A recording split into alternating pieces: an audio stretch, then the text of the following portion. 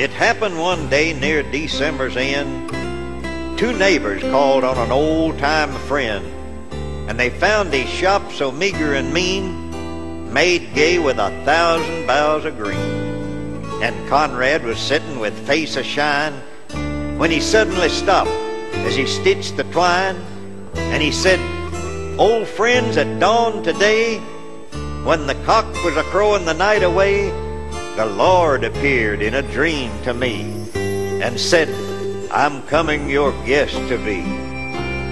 So I've been busy with feet astir, strewing my shop with branches of fir.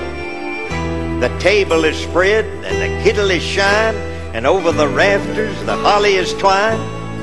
And now I'll wait for my Lord to appear, and listen closely so I will hear his step as he nears my humble place. And I open the door and look on his face." So his friends went home and left Conrad alone, for this was the happiest day he had known. For long since his family had passed away, and Conrad had spent many a sad Christmas day. But he knew with the Lord as his Christmas guest, this Christmas would be the dearest and best.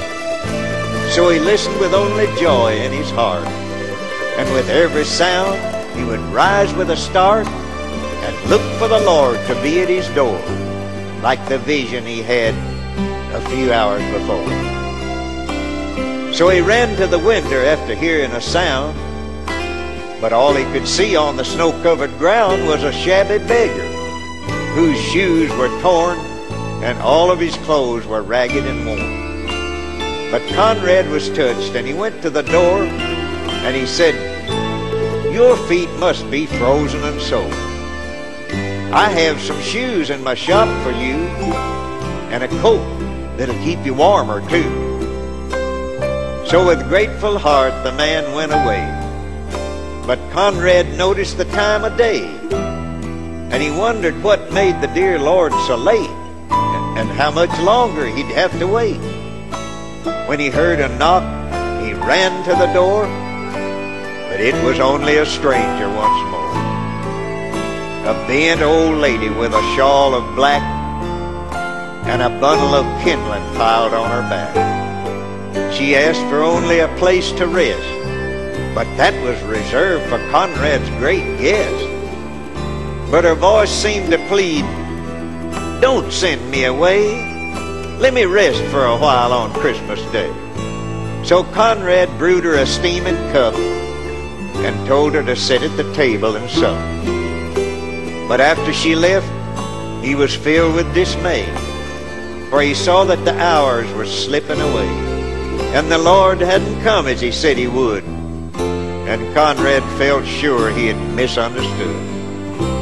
When out of the stillness he heard a cry, "Please help me and tell me, where am I?"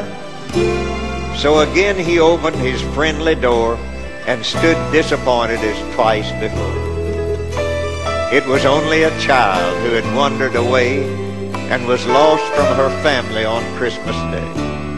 Again Conrad's heart was heavy and sad, but he knew that he could make the little girl glad, so he called her in and wiped her tears and quieted all her childish fears. Then he led her back to her home once more. But as he entered his own darkened door, he knew that the Lord was not coming today, for the hours of Christmas had passed away. So he went to his room and he knelt down to pray, and he said, "Lord, why did you delay? What kept you from coming to call on me? For I wanted so much your face to see." When soft in the silence a voice he heard, "Lift up your head, for I kept my word. 3 times my shadow crossed your floor. 3 times I came to your lowly door. For I was the beggar with bruised cold feet. I was the woman you gave something to eat. And I was the child on the homeless street. 3 times I knocked, 3 times I came in, and each time I found the warmth of a friend. Of all the gifts love is the best. I was honored to be your Christmas guest.